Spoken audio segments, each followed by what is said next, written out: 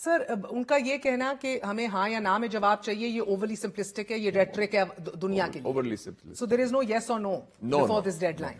That's very interesting sir. جب آپ ابھی بات کر رہے تھے پاکستان کی بھی, ایک بڑا ہم ایک تو انٹرمیڈیٹ کا کردار ادا کر رہے ہیں واشنگٹن اور تہران کے درمیان, پھر ہم ڈپلومسی ود ترکی اینڈ مصر کی ہم بلکہ فرنٹ سے لیڈ کر رہے ہیں اس کو. بٹ آل دس سر امریکہ سے ریلیشن شپ ایٹ سٹیک ہے, بہت اہم ہے. دوسری طرف ہمارا ایک لمبا ترین بارڈر ہے, ہمارا نیبر ہے ایران. تیسری طرف گلف اسٹیٹ اور بالخصوص سعودی عرب سے سر ہماری اہم ترین شراکت داری ہے, اکنامک ڈپینڈنسی ہے which is on the line.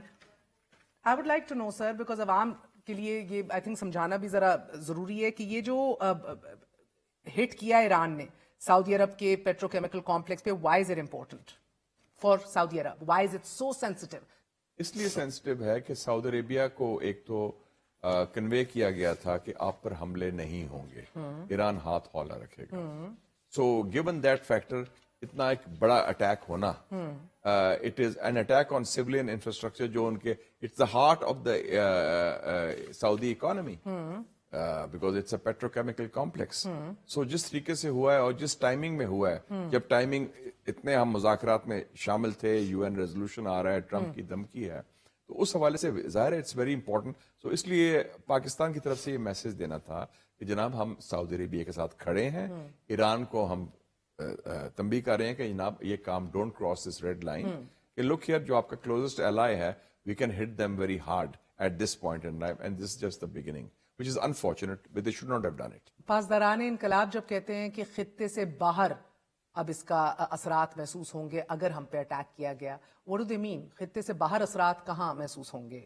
خطے سے باہر تو پھر باب المندب بند ہو جائے گا, دیکھیں نا, اور اس کے بند ہونے سے ایک اور سر یہ تباہی جو ہے یہ پھر تو اکانومی چوک ہو جائے گی, مزید 20% تو چوکڈ ہے, another 5% مکمل تباہی ہے. دیٹ کرائسس امریکہ کے ہاتھ میں نہیں ہوگا, وہ تو گلوبل کرائسس ہو جائے گا نا. باب المندب کا عوام کے لیے ذرا سمجھائیے گا. یہ سوئز کنال اور انڈین اوشن کے درمیان یہ ایک پاتھ وے ہے, ٹریڈنگ روٹ ہے اور شپنگ روٹ ہے, اور یہ شارٹیسٹ روٹ ہے. تو ہرمز کے علاوہ جس سے سعودی عرب کی رسائی ریڈ سی تک بھی ہو رہی ہے, جس سے تھوڑا سا تیل کی ترسیل جو ہے وہ برقرار ہے, اس کو بھی چوک کر دیا گیا, جو کہ بائی دی وے ہوتیز نے کیا تھا, اس کے بعد کھلوایا گیا تھا. لیکن وہ انہوں نے دھمکی دے دی کہ ہم وہ کر دیں گے. That's the next card. So that is almost, وہ تو آپ نے اس کو گردن سے پکڑ لیا کسی کو by the throat, and you can't breathe then. So یہ تو جو اس قسم کی تھریٹ ہے, اس کا مطلب یہی ہے نا. اور دوسرا یہ بھی ہے کہ جو انٹرنیشنل واٹر ویز میں امریکن شپنگ وغیرہ ہے, that will be also attacked. جو خطے سے باہر جو جب ہم ultimatums, counter ultimatums, deadlines کے ساتھ چل رہے ہیں, اس کے بیچ میں اسرائیل نے 12% لیبنان پہ قبضہ کر لیا ہے. 14% لیبنان پہ قبضہ کر لیا, اور لیبنان میں 20% آبادی اب ہوم لیس ہو گئی ہے. اس کا کوئی بات نہیں کر رہا, یہ بڑا سیریس کرائسس ہے. اور شکر ہے ہم نے 19 مارچ کے ریزولوشن میں اسرائیلی ایکسپینشنزم ان لیبنان کا ہم نے دلوایا تھا. ڈار صاحب نے اس کو فارن منسٹر جب گئے تھے سعودی عربیہ, تو یہ بڑا سیریس ہے. تو یہ تو کرائسس میں بڑھ رہا ہے نا. اینڈ ایران نے یہی دھمکی دے رہا ہے نا کہ اگر آپ نے ہمیں تباہ کی طرح کی تو یہ تباہی جو ہے محدود نہیں رہے گی اس خطے تک, یہ آگے بڑھے گی, اس کی سزا بہت ہوگی. دا پین ول بی فیلٹ. سر مجھے لگ رہا ہے ایک ہفتے پہلے اور اس سے ایک ہفتے پہلے تک پھر بھی فیس کیپنگ تھی, فیس سیونگ تھی ٹرمپ کے پاس. اب تو یہ جدھر ریٹرک لے گیا ہے, ریکلیس, انفلیمیٹری, بلکہ لیگلی کوسچنیبل جو باتیں کر رہا ہے اور سٹیٹمنٹس دے رہا ہے, اس کے بعد تو مجھے anything short of a miracle اس کے لیے فیس سیونگ دکھ ہی نہیں رہی. فیس سیونگ تو اپنے بیس کے لیے ہونی ہے نا, تو اس کو فرق نہیں پڑتا. وہ کافی بے شرم آدمی ہے اس معاملے میں, وہ یو ٹرن بھی کرتا ہے, چینج بھی کرتا ہے, اس کو فرق نہیں پڑتا کہ میرے بیان پچھلی دفعہ کیا بیان دیا, اب کیا بیان دیا. کم سے کم یہ ہے کہ اگر اس کا کوئی سیاسی طور پر بچ بچاؤ ہو جائے, and that's the only way out for him. He has to blink, he has to call it quits, and اس کو کوئی بہانا چاہیے. And sir, Axios کی reports and some other intelligence reports جو کوٹ کر رہی ہیں ذرائع کو بتا رہے ہیں, سب سے hawkish شخصیت table per within his counterparts, his colleagues, his advisors is Trump himself. بلکہ یہ باقی تو آپ کے جے ڈی وینس اور مارکو روبیو ڈوز لگ رہے ہیں اس کے سامنے. تو کہیں نہ کہیں تو ایک پاگل کتے کا خون سوار ہے. یہ میرے لفظ نہیں ہے سر, یہ اس کے اپنے میڈ ڈاگ اس نے استعمال کیا, یعنی کہ وہ امیجن کولیگز کو لگ رہا ہے. میرے خیال میں تھوڑا سا ٹرمپ, میں شکل سے بھی دیکھ رہا ہوں اس کی مسکراہٹ ختم ہو گئی ہے, اس کے جوکس ختم ہو گئے ہیں, وہ گھبرایا ہوا لگتا ہے اور ڈیسپریٹ لگتا ہے. कि फंसा हुआ है। वो कहता है raise of the important, raise होता है गुस्से में जिसमें कुछ नहीं कर सकता। उसने एक सवाल क्या किया था विटकॉफ से जंग से पहले, why hasn't Iran capitulated? You said 3 days. We thought 3 days. I mean, it was fantastic. Imagine. तो 3 days. वो यही अब कह रहा है कि मैंने इतना में किया है, उसका तो ख्याल है 2 + 2 = 4, मैं 2 बॉम्ब फेंकूंगा मोडोरो की तरह, वेनेजुएला की तरह, या सीरिया। कल भी वेनेजुएला के भाषण दे रहे थे कि किस तरह मैं उधर जाके अब सदर बनूंगा। वो क्या है, वो मुझसे इतनी मोहब्बत करते तो ये Iran is a different cup of T.